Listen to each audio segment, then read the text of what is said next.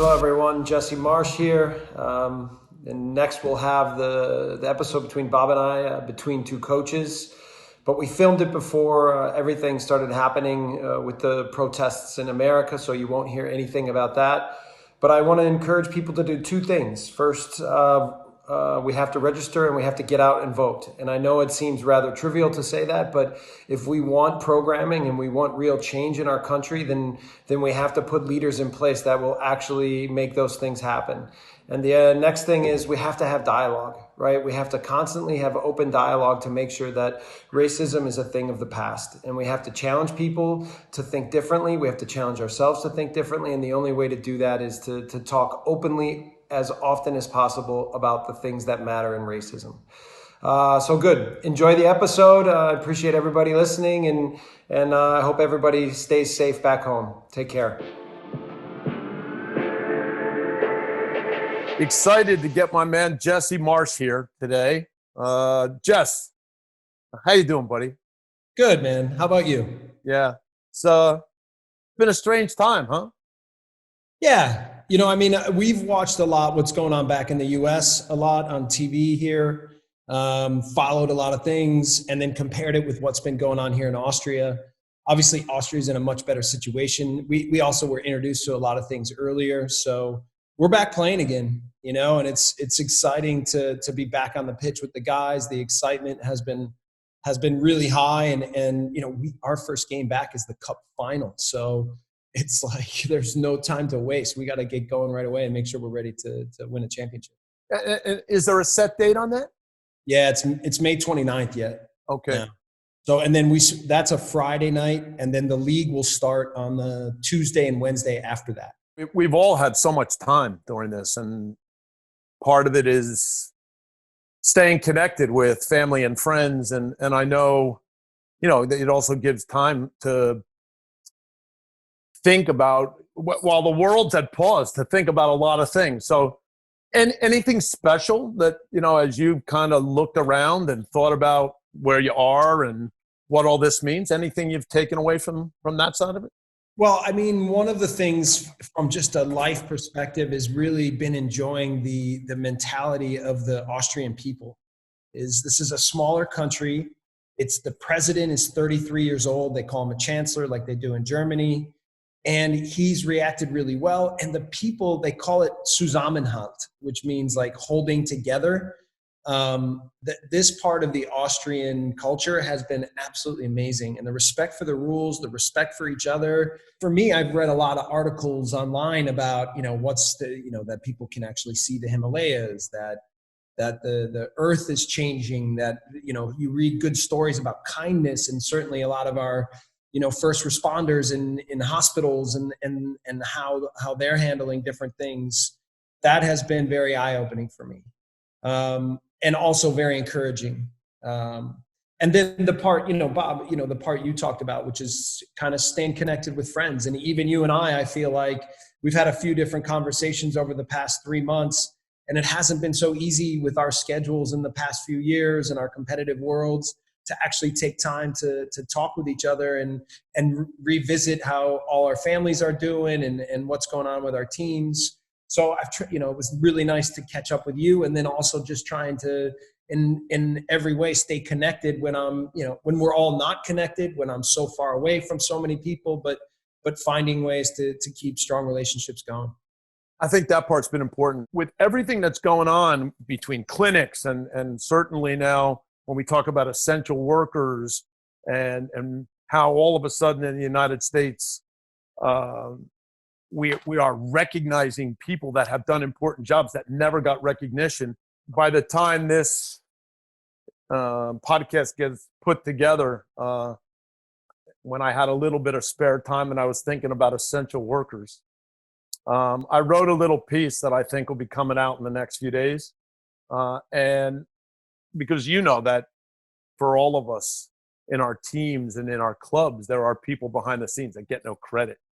And people that do anything for the club, for the team, for the players. And rather than some story that just sounded boring, I pulled out the story of Jesse Bignami in his first game, China, in San Jose in Spartan Stadium. You remember the story that took place that day? Yes. So putting it into words was a test. And, you know, I was pleased at the end that it came out all right. But again, it's a story about how Jesse Bignami, who became such an important part of our national team as a personality, as a guy with the equipment, how in his first game, it was also when we were experimenting with the idea that Peter would be upstairs watching the game and have a little bit of a connection with Mike down on the bench. And so the story of Mike talking to Peter, but Jesse somehow thought it was about, he was asking Mike about tactics. Yeah. Yeah. So, and Jesse was responding going, yeah, that sounds good. Yeah. So that I told that story. So the that'll first come out at some manager point. is with the national team. He thinks he's that part of the task is making tactical decisions. Yeah, he thought, man, these guys don't know anything. I got to take care of tactics as well. It's great. Anyway, so look, let's think back this way. You know, it's 10 years ago that right now we were at Princeton for something else. We were getting ready for the World Cup. Okay. And we did our training there, and you know, you had come onto our staff at the beginning of 2010, finished your playing career, and we were getting ready for the World Cup. What do you remember from that training camp and from the preparation going into the World Cup? Well, I do remember, you know, from the moment I joined the staff, there was this real focus and direction on basically preparing everything to a T to get to that camp, right? So, I mean, we traveled around Europe that spring, scouting our players, scouting Algerian, scouting English, scouting Slovenian players. We worked daily to sort through what things we thought were going to be important, what we wanted the roster to look like, all those things. So by the time we actually got to camp, it was really exciting. And we had 30 players, and we had to get down to 23. We put a major focus on the time in Princeton on the fitness levels that we were trying to get our players to. And Pierre Berriou obviously always had really good philosophies on these things and was good at pushing the group to get as fit as they possibly could. And obviously he had a lot of history with success in the World Cup. Yeah, don't lose that thought. But just one thing that I think that's also important for people is that we still worked with Pierre in a way that we got our football work in. Yeah. And then his fitness work came in addition to that. So we felt it was important because we didn't have that much time to make sure that every part of the work, the tactical ideas, making sure that technically we were working in certain ways, and the fitness part still were worked in a way that prepared us in the best way possible. You remember that part? We had two things we were trying to achieve along with the fitness. One was to get the way that we wanted to play, to iron out the tactics on a daily basis, to push the speed at which our guys were playing, to take a lot of the experiences that you guys had built over the 4-year cycle, and then, you know, make sure that we were really understood what we were going to need in the tournament. And then also we all probably felt like we had maybe 18, 19, 20 players that we could all probably check mark and say, okay, they were on the roster. And we still had to figure out how to evaluate whatever the other 12, 11, 10 players to figure out which guys were going to complement the full roster, which in the end winds up being important because I think in the tournament we might have played every player except for the goalkeepers. Yeah, every field. Unfortunately, I think Jonathan Spector didn't get in. And actually, had we gotten through to the next game, Steve Cherundolo was out with cards, and Jonathan would have played right back. Yeah. But to your point, yeah, I mean, we counted on everybody, especially as we had to push some of those games. One of the things I really appreciate that you built into the team, Bob, was the structure of how to defend and be solid and be difficult to play against, but then the explosiveness we could play with when we would win balls. And that's still something I really value in what we do here in Red Bull. and with my teams now. But I mean, that group, it was partly the personnel, but it was also really the tactics and the ideas of how to create these moments where we wanted players to be when we won balls, and how to then be very aggressive. So we did a good job of that, and we had good players, but we did a good job of creating a system around that. Yeah, we had a good group. I think our ideas on how to take advantage of Landon's abilities and Clint's creativity and being able to make some plays that other guys couldn't make. I think that became an important part for us, that, they sometimes would start, I guess you'd say, wide in a 4-4-2, but the freedom to come inside, so that, in some ways, I joke sometimes that I'd have gotten a lot more tactical credit if I told everybody we were playing 4-2-2-2. No, I mean, listen, a lot of the way that we use those guys is the way that I use those 210s today. And certainly the qualities that they have, but Landon and Clint are also very different, but the qualities they brought to the team certainly made the team special, and made them capable of making plays or the team capable of making plays at the highest level. And certainly they're both involved in the Algeria goal, but they're both involved in almost every good moment we had. Yeah, I mean, they found good ways to come inside, and our outside backs could give some width. And then we had ways that when they received balls, they were facing forward and they had attackers in front. Yeah. And I think no matter what system you play, getting your best, most creative players into those kind of positions becomes really important. And one thing when we were doing the fitness in Princeton, it was amazing to see Landon Donovan's level of fitness. And I had a talk with him in Princeton to say, okay, now that we've seen what you're capable of from a fitness level, you have no excuses, right? You have no room for not, making up room here, not making sure you're in full speed in transition moments. He not only did he have this talent, but he had a unique level of fitness and speed and fitness, which is not always easy to find. No, Pierre would always group guys, and Landon would always be in that top group. There would only be one or two others that would be in that group, because that was a pretty high level of fitness. Yeah. That team, obviously there's been some games since everybody's been putting different things on, and they showed some different games at times, and people talk about that team. When I look back on it, I appreciate that. I really think we had a real group. I think there was a real sense of camaraderie, just a real good level where guys looked out for each other and looked back on it, that being part of that team was something that they appreciated and enjoyed. Well, listen, if we go back even in that camp here, it was partly in the Princeton time, but then we went up to Connecticut, we went to Philly, we went to DC to the White House. We had Bill Russell come speak to the team. That was awesome. We had Dan Gelada, who was a helicopter pilot in Black Hawk Down, come and talk about, military ideals. We watched the Road to Redemption, or a reduced version of Road to Redemption of the 2008 basketball team that went to China and won the gold. We talked a lot about Krzyzewski and his standards, and Road to Redemption and his book. So I think some of those things fit with some of our ideas really well.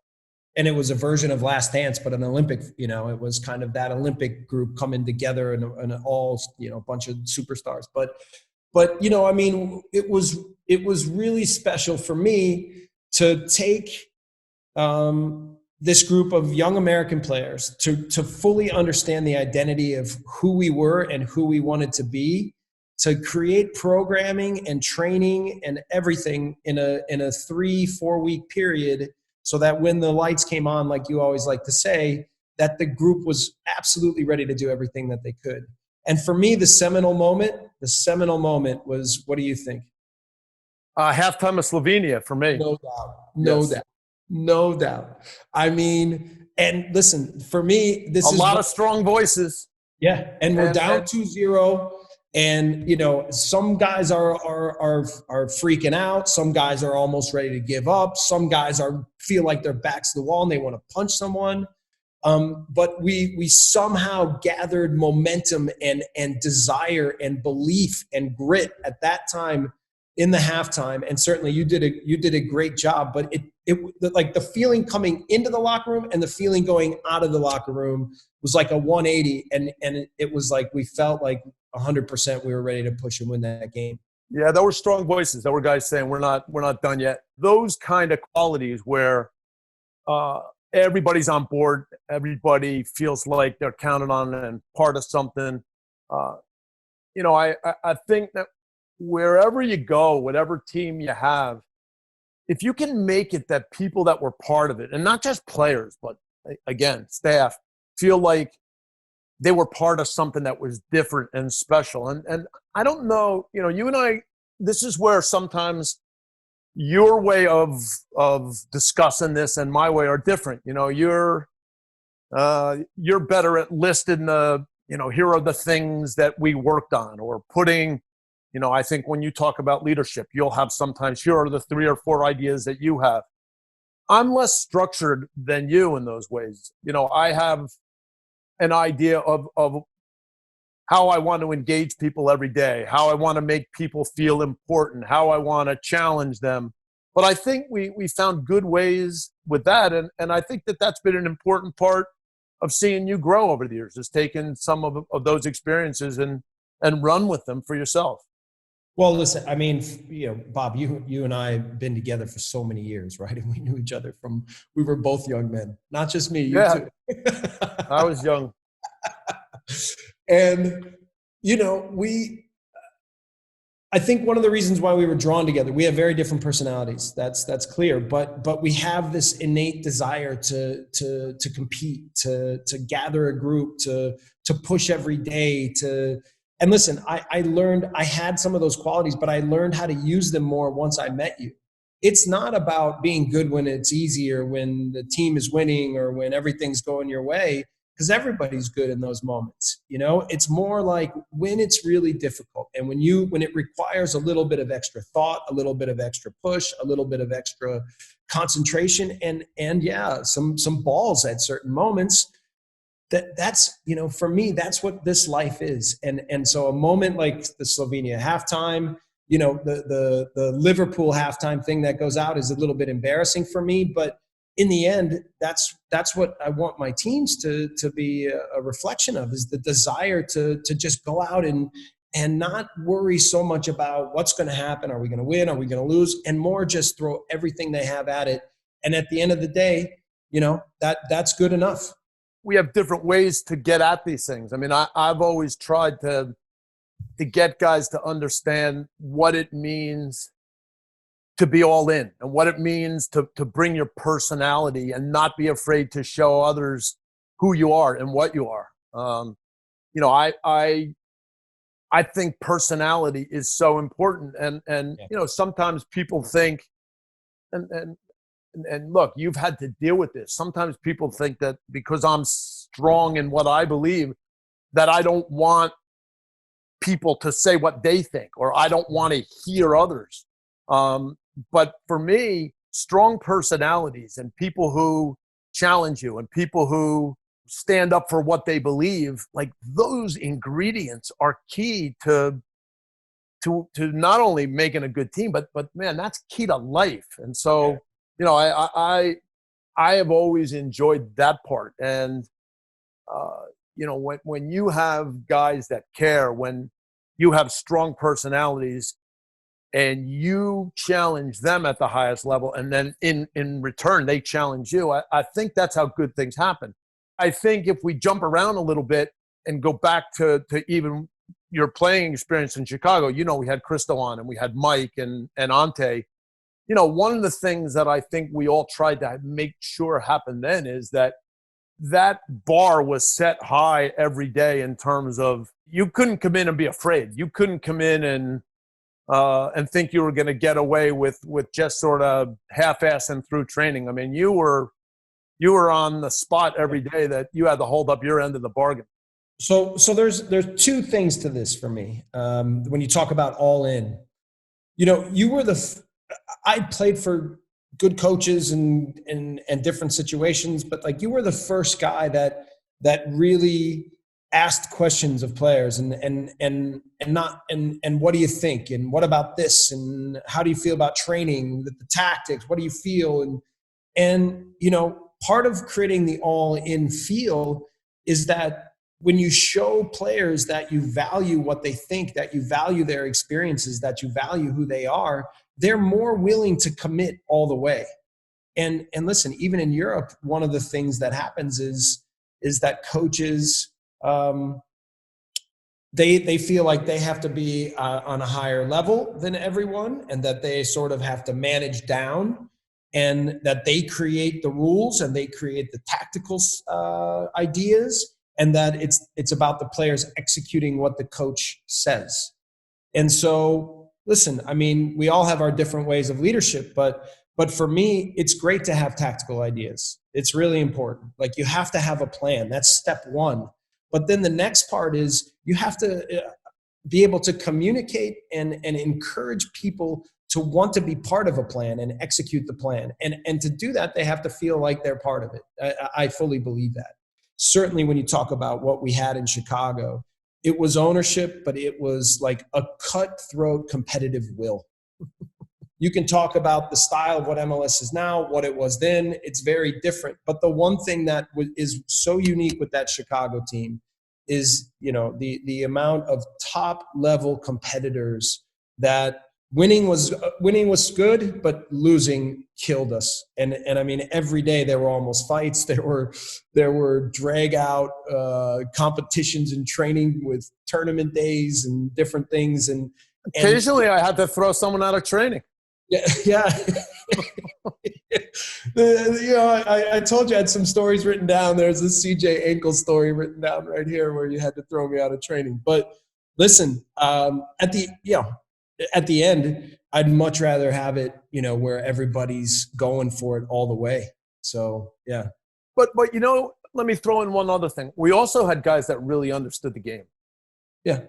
You know, and so I think one of the great challenges as you go to any club is trying to make sure that you get this competitiveness and this will and this mentality, but then you also get a team that's smart and knows how to play and has a real understanding. And again, that understanding might be specific tactics to that team. I mean, not every team plays exactly the same, but for me, how you can manage to put some of these things together in a package becomes really important.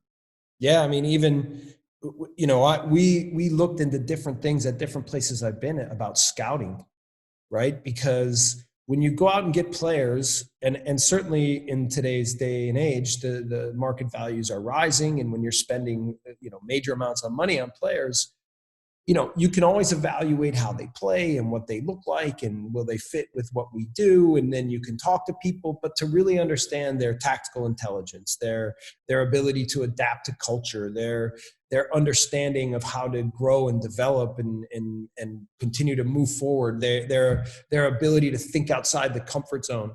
These, for me, after you have the football qualities, these personality qualities become almost paramount. And I learned a lot of this from you. When you have a team, you create a standard, right? We all have to live by certain rules. We all have to have a way of showing up and working every day. And you can't allow people to slip underneath the standards of what gets created. Everybody has to be held to very high standards. But then after that, like, the more personality, the more people that come in with positive energy, the smile on their face, that are really, really ready to throw themselves at every day, then the environment is fun. You see people develop, you see the best out of you expose the best of people and not the worst of people. And so, you know, that's leadership more than it's even, you know, and life more than it is football. Yeah, culture. I mean, when you create a culture where when guys show up every day, they're excited about being there. You know, there's camaraderie and there's a part of, you know, joking and humor and laughing, but then there's a part of getting to work and a part of how to do it better and how to put those two things together. I think some people find the balance of those two hard. So as you've moved along, how do you find the balance? Because, look, I think when you talk about differences between us, I think outwardly you're more positive than I am, okay? Yeah. I think I'm positive, but not everybody knows it all the time, right? Listen, I'm not saying you're not positive, but that's inherently one. No, but again, listen, I'm a little more extroverted, and not that you're not extroverted, but I'm not. You're a little bit different generation. You're also a little bit more serious at certain times, and that's okay. I mean, but you have a strong personality and a really good way of creating relationships and communicating. My way is different. So we do the same things, but in a little bit different way. Yeah. So again, I was mentioning to you before, and I've listened to some different podcasts lately. One's called Flying Coach, Steve Kerr and Pete Carroll. Pete Carroll's a really positive coach. Crazy. And crazy. Say that again? Crazy energy. Yes. Because it don't matter where we go. We can go wherever we need to go and get the job done. And so, how all of us use that personality, how we get it out of others. But again, the challenge of holding people to high standards and knowing when to be hard, when to be positive, when to be encouraging. I mean, tell me where you are with all that. Well, one thing my next question to you will be about Egypt, because one of the things for me was, I had a good balance of that in New York, but it was almost easy because, the culture was so different before I got there, and it needed a positive shift. It needed a feel of everybody being involved and not just the Thierry Henry show, So it was relatively easy to create this concept of everybody coming to work and building something together. Because they were hungry for it. And then, with the language and the support I had in the club, and it just continued to work forward in a really positive manner. And one of the great challenges of moving to Europe is understanding the culture, right? So when I land in Germany, not only am I going to Germany, but I'm going to East Germany and Leipzig. And now understanding the way that Germans work and think, and the way that East Germans work and think, and how it's different in Leipzig than it is in Cologne, or that it is in Munich or in Hamburg, and how people think differently, and how the fans think differently, and what the identity of the club is, all of these things. And then now find a way to still be me and use my personality and my strengths to have a positive effect on the things that I think are important within a team. Big challenge, but this is, that's why I went, right? This is why you're doing it. And then, coming to Salzburg, it's a closer version to the US, where it's a little more positive. People are more open-minded. They work together really well. Not that they don't in Leipzig, because clearly Leipzig does it really well in their own way, but it's just different in Germany than in Salzburg. So yeah, I mean, clearly when you go to a place like Egypt, and now not just that, you're tasked with the national team. There's a lot of big challenges with that. Yeah, the challenge of establishing starting points. In Egypt, for sure. Look, I was an American. I'm coming in. I don't speak Arabic, so I had to find ways right from the beginning to make sure that I could show who I was, and they could get to know me, and I could get to know them. And I still felt like there were a few guys that spoke Arabic and English. I had two assistants, Zaki and a really important guy, Dia. Dia had been the coach for the under-20s, and he had good relationships, and his English was okay. But what I've always done in all these places is gone in with an open mind that I'm not arriving here with all the answers. I'm arriving where, I've got to get to know you. You've got to get to know me. And then together we can figure out, how are we going to make a real team? What are we going to be all about? And there were a few key moments in Egypt. There was the incident in Port Said. And at that point, the league stopped. Nobody knew what was happening. And a couple days later, I went to the memorial at Ali. And when I saw the faces of all the players, I knew what they had been through. And I saw Abu Treka at it. And when I arrived in Egypt, people told me that Abu Treka was finished. He was too old. And he wasn't playing all the time at Ali. And then little by little, he started playing more. And I could see right away that he still had things that others didn't have. He still had an eye for certain passes. And so I set up a meeting with him. And he came. I wanted to go meet him. And to show you the culture there, he would have no part of it. That the only way we would meet is if he came to see me. Mm-hmm. And, of course, we had to do it really quietly so that no one would know. Mm-hmm. And he came to the hotel where I stayed, and we set up a meeting room upstairs. And I saw a guy. He had a gift for me, and it was a T-shirt for Brazil 2014.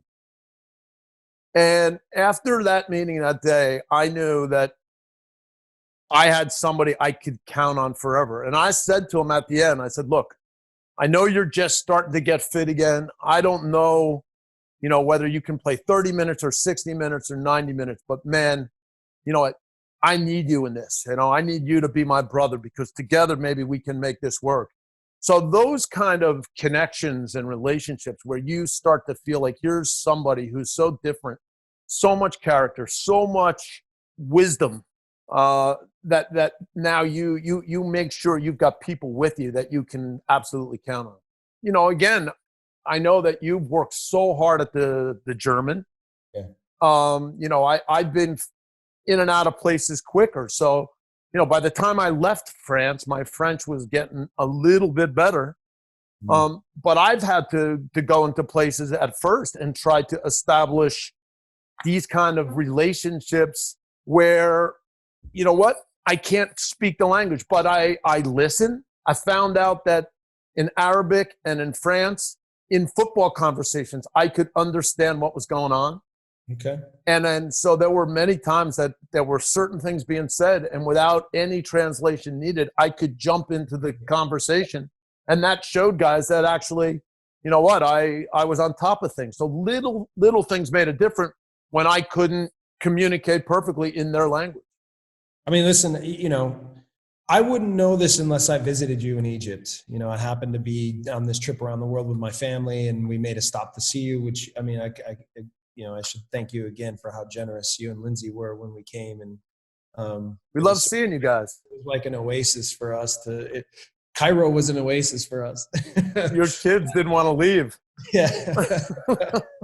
But, I don't think people really know how brave you were, to take this job. Obviously, things change when you're there, so it requires you to adapt and adjust. But, I saw firsthand what that part of the world was going through at the time, the appreciation that people had for you. I mean, there's the different documentaries that have been done, but I don't even think enough people have seen those to really know, what your experience was and how fascinating it was. Walking down the street with you and people calling you Captain Bradley, people slamming in on the brakes and screeching so they could get out of the car and take a photo with you, the passion that they had for what you were doing with the team, the belief they had in you.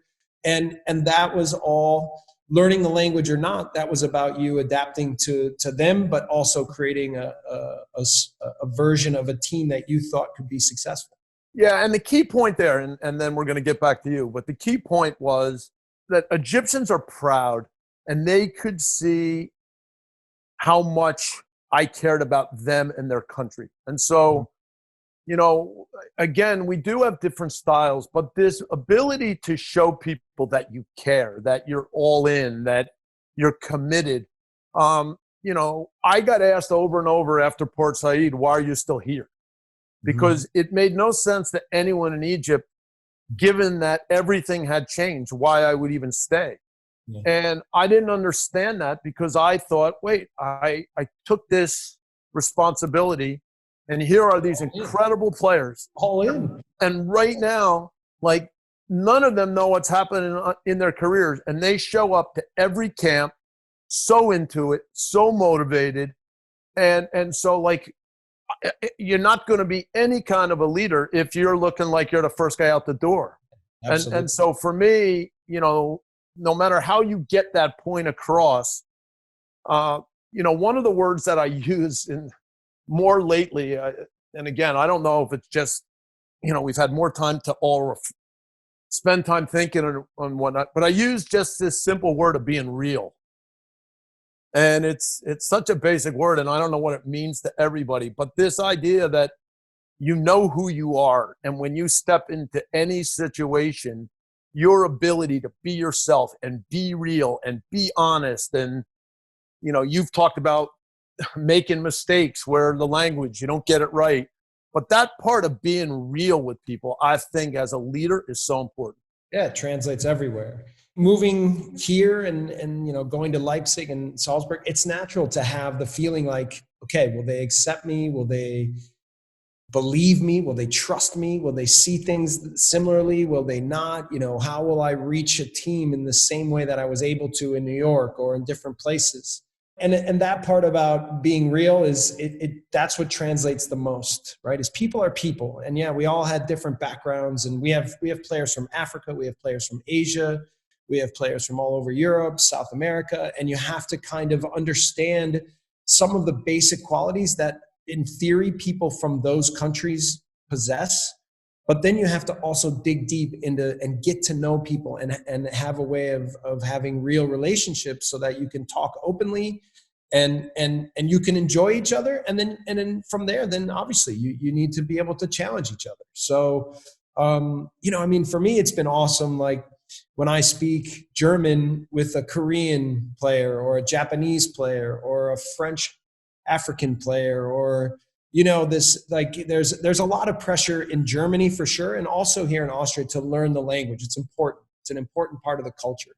And I've enjoyed that part, and I've tried to that's one of the things I've tried to do is give of myself to show that I'm willing to adapt, to that I want to be part of it, that I want to grow and get better and learn. And that again, yeah, I do it because it's important, but I do it because it's also an example. It's an example of the way that people need to behave with each other, and it's a show of respect to each other to come together every day and have these kinds of standards to each other. Yeah, that's key. Look, you had some ideas. Anything you want to move into before I throw my next thought at you? Yeah, since we're talking about Egypt, I think, I thought about, you had Mo Salah when he was young. I've had Erling Haaland. I think there's some comparisons we could talk about. And talk a little bit about when you first met Mo, what those kinds of experiences were like, how you helped create a development path for him and clues to where he needed to go. I think that'd be interesting. So when I first arrived before Port Said, I got to watch 2 months of games. And Salah was on a team called Arab Contractors, and it was a young team. And there were a number of guys that had played for Dia. And when I would go watch them play, what I saw was a team of young players that had football, but when they played in the league, they looked like a under-21 team playing in a first league. And so I saw Salah's ability, but I didn't know what it would look like up close. I didn't know what it would look like when I finally got the chance to work with him. Since there was no league, we just had to start finding ways to get guys together. And we had camps.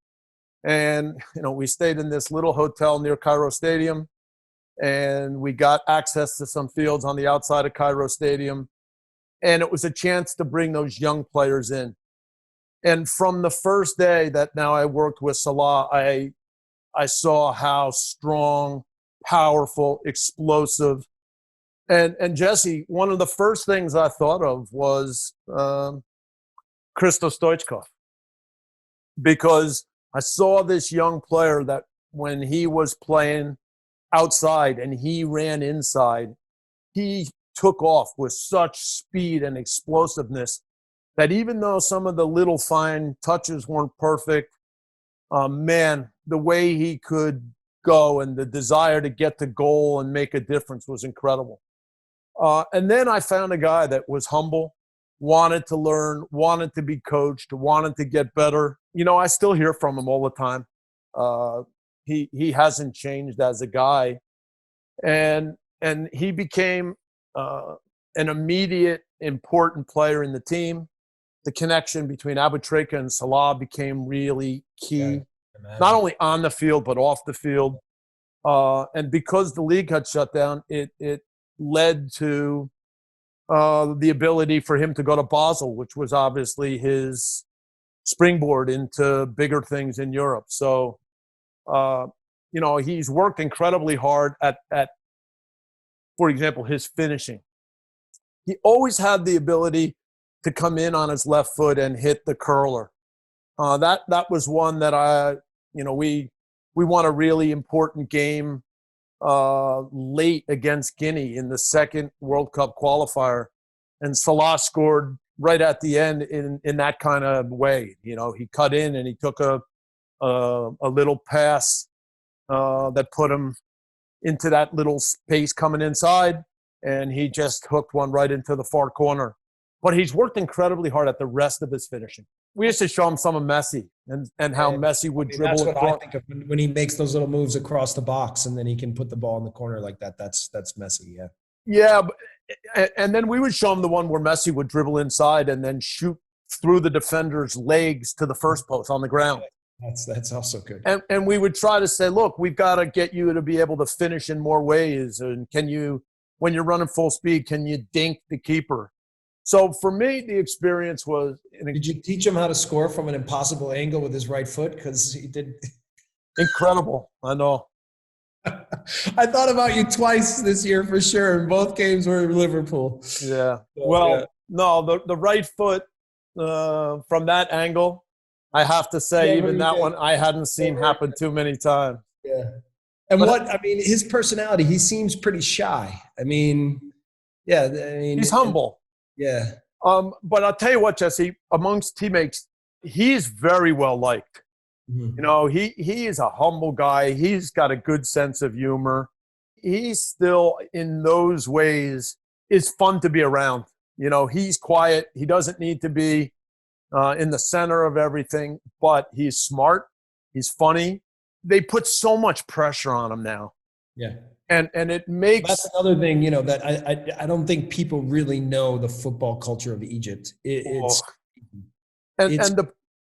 pressure that they put on him now, but he still gives to so many charities and does things for kids. And, he's still just a guy that is real and somebody that is humble. I'm really happy for everything he's achieved. Yeah, no doubt. He seems like an incredible young man. I said hello to him after the first game, just briefly. And yeah, he was very humble. And, for me, I've now worked a lot with young players, and it's always fun trying to uncover. And, here in Salzburg, we have so many good, young, talented players. And it's about carving a little version of different, maybe examples like you talked about with Messi or Stoichkov, or and then talking about things you've seen and experienced. So, there's tactics, there's leadership, but then there's using your experiences to help understand each individual and their football qualities and their personal qualities, and how to help carve a little kind of path for them that makes sense to who they potentially can be. When you can create trust and you can create belief with young players, you see progress so quickly. With Erling, if you just talk about his first step, his power, his speed, his technical ability with both feet, his awareness around the goal, his finishing ability, you would have to right away put him in the upper echelon of talented players in the world. But, with him, he's got this mentality. He's got this desire. He believes and wants to be the best footballer in the world, right? And there's some cockiness that comes with it, but it doesn't come across as arrogance. It's driven to be a positive effect in the way that he pushes himself to grow and get better every day. He was often he would be back in the training center doing regeneration a second time when I'd be leaving training. He was the first guy to come and ask for video, and we would sit down and go through things and look at things. He would always ask good questions. I find that to be a really important quality when you work with players. Like right away when they start asking the right kinds of questions about tactics and football, and then you feel like, okay, now we've got something here. Would you ever show him any other player?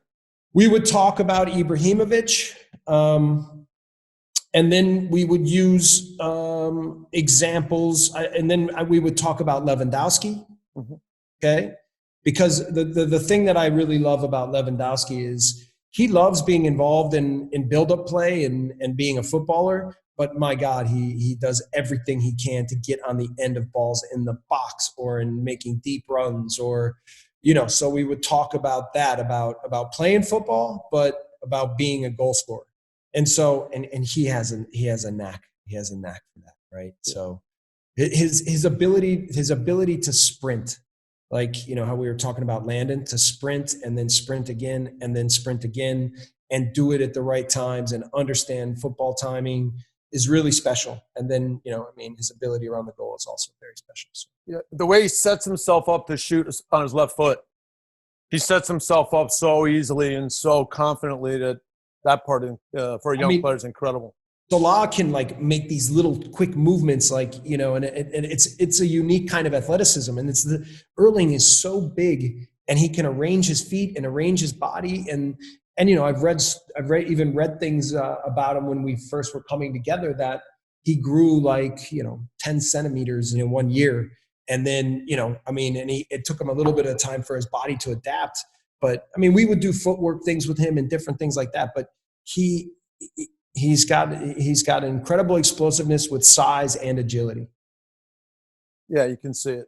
So, So obviously, January you lose Holland and Minamino. Yeah. And you guys, still have such a good first half of the season, but obviously LASK is still a good team. And you lose those guys. Salzburg is a selling club. So on one hand, there's always this idea that when we sell, there's young guys and now it's their turn. But how'd the group handle it? Again, when you work with young players, you have to be open and actually excited for them to move on, right? Yeah. It's normal. It's the same with Tyler Adams. I texted with Tyler today. I tell you, like you said, I keep in touch with Erling. I encourage those guys. I'm proud of them. And that's a big part of the success of our club here in Salzburg for sure. And then you just, then it's time for the next player. Yeah. I really believe that. And in the end, we rotated a lot in the fall, and we had a lot of success with the group, with and without Taki, with and without Erling. Obviously, we knew in the biggest games that those guys made us better at the time, but we had a really good winter preseason, and we felt really good about the team. What happened is here in Salzburg, there's a high standard for success, and there's been year after year of almost unbeatable, right? And so we lose one game, and we have an unbeaten. We're unbeaten in the season. We lose one game, and we go to second place, and it rattled the team a little bit. With a young group, I didn't really think it had much of effect on us, but it did. And so then it was about Did you address that at all? Yeah, yeah. But I didn't fully address it until then. We lost to Frankfurt bad. Okay. Right. And after the Frankfurt game, then we had a talk and said, guys, and what'd you say? I understand the idea of the pressure here to be winners, right? But the only way for us really to get better, we had an incredible fall, almost unbelievable that an entirely almost new team has such a great Champions League run and goes undefeated in the league. But of course we're going to lose games, and losing is always about a reaction, about learning, about what we could do better, and about staying strong, right? So I underestimated how rattled they were. Right. And for me, the worst game of the year was in Frankfurt. We really let ourselves down in that. We lost 4-1 there. Right. And then tied 2-2 at home, and then got knocked out of Europa League. But, it was a lot of work in February in general to try and address the mentality of how to deal with tough moments and make sure that, for every tough moment that we knew how to respond and knew how to get better, and that we had every guy ready for the next step and what we needed. So, I mean, but Bob, this is in MLS. I mean, you've had some good, 2 good seasons there. You've had a lot of good seasons in MLS. You've had a lot of good seasons everywhere you've been. But it's not normal to win every game. No, of course not. And so when you're in a league that's a little bit more competitive and we're not so dominant. This is the first time I've really been on a team that's so dominant. And I'll say this, from January 19th until February 14th, okay, and I mean 1 year and 1 month, I was on teams that didn't lose one league match. Right? In Leipzig, we didn't lose a league match, and then we didn't the whole time in Salzburg. And so, but I still know that in the end, coaches we get paid, and our measure of success is often how we deal with setbacks. And so, we had to dig in. We had to work on some tactical things a little bit more. We had to dig in on the mentality and make sure that guys were a little bit more hardened and a little bit more prepared and could play with a little bit more desperation that more was on the line. So in the end, it was really good for us, and I think we're in a better place. Look, in every team, and it gets framed differently based upon the team. If you're in a situation where, again, the team's margin is small because they're used to winning every game, that's different than, I go to Norway and it's a team that's come up from the second league, and everybody says there's no chance for this team to stay up. Mm-hmm. And, everybody says to me, well, are you stupid? Why would you take that job? I said, look, there's 2 ways to go about this. There's the way where you just try to hang in every game and hope enough times you take a point, and somehow maybe at the end of the year, your head's an inch above the water. Or you say, you know what, we're going to play football. We're going to go and try to win games. We're going to get better. We're not going to be afraid. And I said, we're doing it that way. Yeah. And so we had a good start, and then all of a sudden we lost a couple of games. And I remember going into those guys and basically saying, listen, no one said this is easy. Like, we're not changing anything. The same things that we said at the beginning, now we just have to do everything better. And it was just to make sure from the beginning that there wasn't any doubt, that there wasn't any well, maybe we should do this or maybe we should do that. It was just, hey, you know what? You come up from the second league, nothing's for free, and now here's how we're going to continue. Even when we're with the national team in the World Cup and we're playing against England and we're, it's wanting to be in these games, wanting to be in difficult situations, wanting to test yourself, right? That's what makes sports, right? That's what makes it a unique lifestyle. What I like about your team is that you go into every game and you command the game in the way that you want it to be played. And that's what we try to do. And in the end, yeah, you can lose sometimes and something can happen in a match, or sometimes you run into a team that's better or whatever. But the point of having a plan, right? Sticking to a plan, obviously developing and getting better within the plan, but then having confidence in who you are and what you do. This is important not just for a coach, but for an entire team and organization.